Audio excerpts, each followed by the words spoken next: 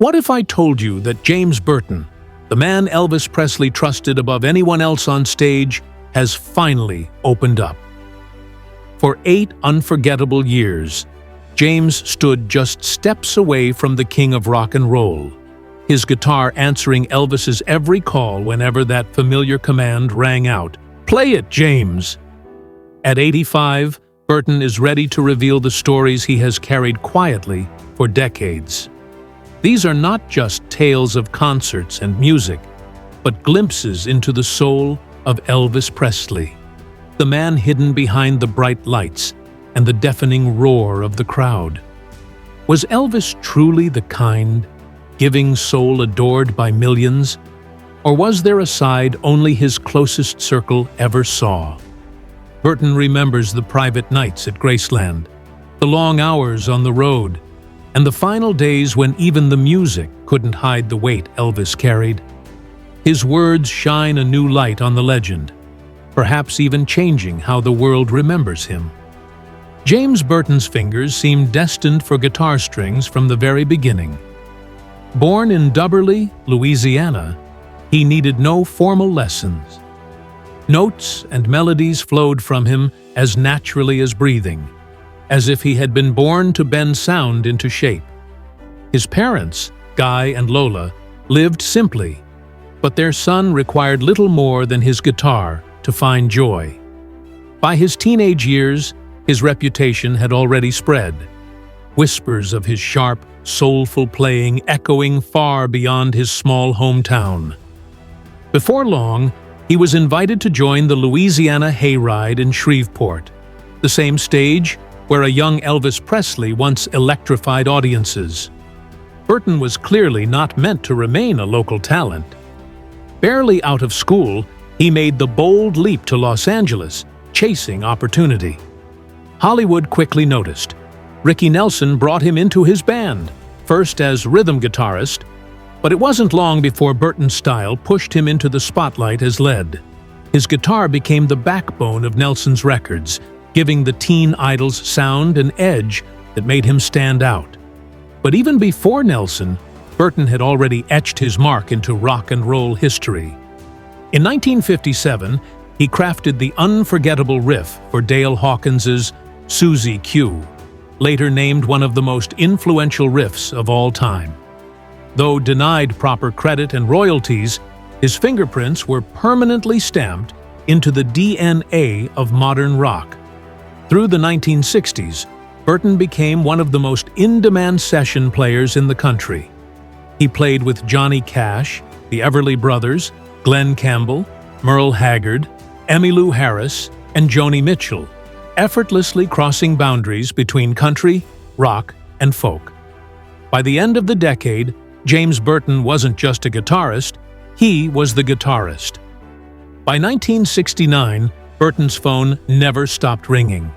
His name carried weight in every studio, his style sought after by the biggest stars in music. He was even approached to join Bob Dylan's touring band, yet it was one phone call that year that would define his future. Elvis Presley, fresh off his triumphant 1968 comeback, was preparing for his first Las Vegas residency in nearly a decade.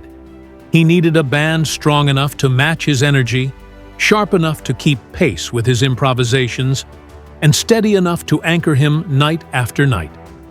And for that, he wanted James Burton. Burton had already turned Elvis down once, too busy to join the '68 special. But this time was different. This wasn't a one-off.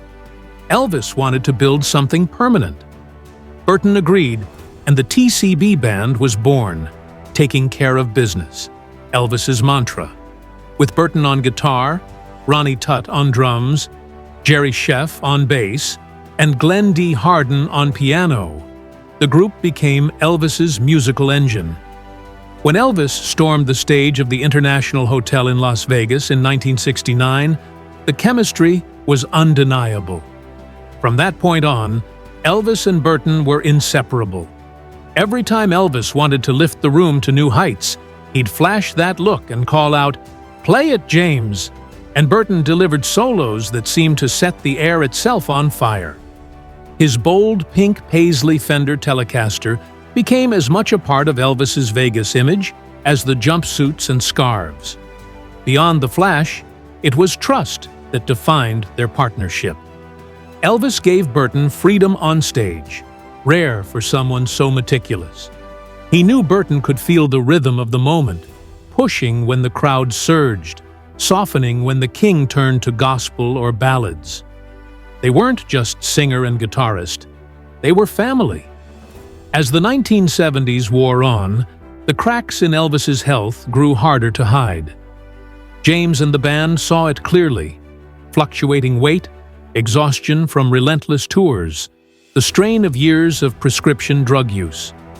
Still, Elvis lived for the stage. No matter how drained he seemed beforehand, the moment the lights hit, he transformed, giving everything he had. Burton stood beside him until the very end, playing their final show together on June 26, 1977, in Indianapolis. That night, Elvis poured out his remaining strength in every song. When he turned and gave James that familiar cue, the crowd roared as Burton's solo cut through the arena. Neither man knew it would be the last time. Elvis left the stage smiling, his farewell as casual as always. "See you soon." But weeks later, on August 16, 1977, the world changed forever. That morning at Graceland began like any other, but ended in tragedy. After a restless night, Elvis retreated to the bathroom with a book in hand. Hours later, his fiancée Ginger Alden found him unresponsive on the floor. Paramedics rushed him to the hospital, but it was too late. At just 42, the king of rock and roll was gone. Officially, cardiac arrhythmia was listed as the cause, though years of poor health and heavy medication had clearly taken their toll. Fans flooded the gates of Graceland, their grief shaking Memphis and beyond. For Burton, the loss was deeply personal.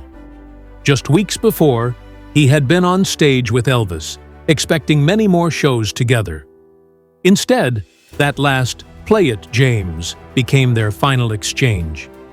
Though devastated, Burton pressed forward. Soon after, John Denver invited him to join his band.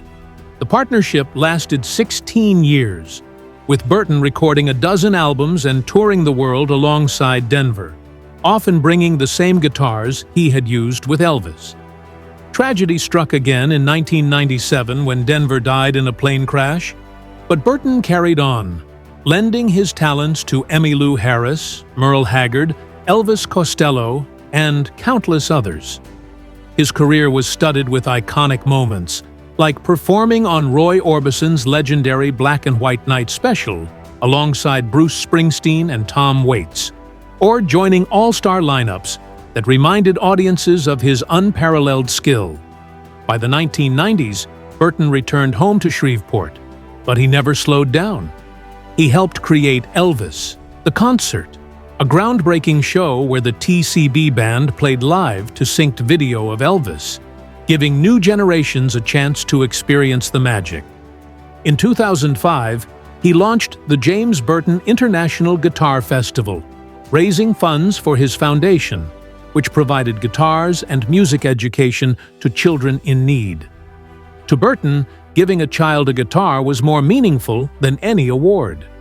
Still, the honors poured in.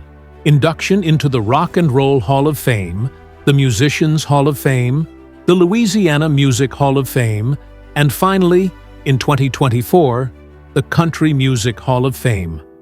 Even after battling cancer, strokes, and surgeries, Burton returned to the stage in 2023 at London's Palladium with legends like Brian May and Van Morrison, proving he still carried fire in his fingers.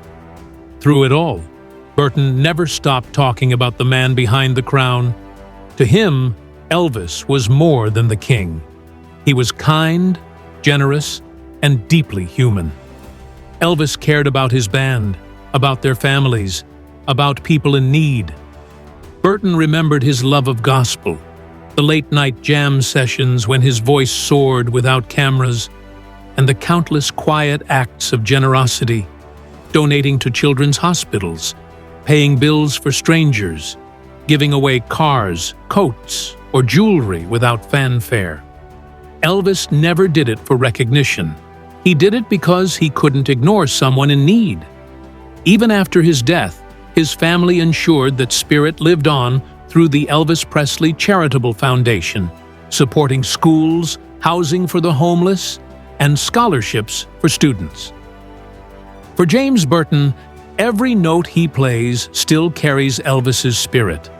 He has often said that once you stood on stage beside Elvis, you never forgot the energy, the kindness, or the bond.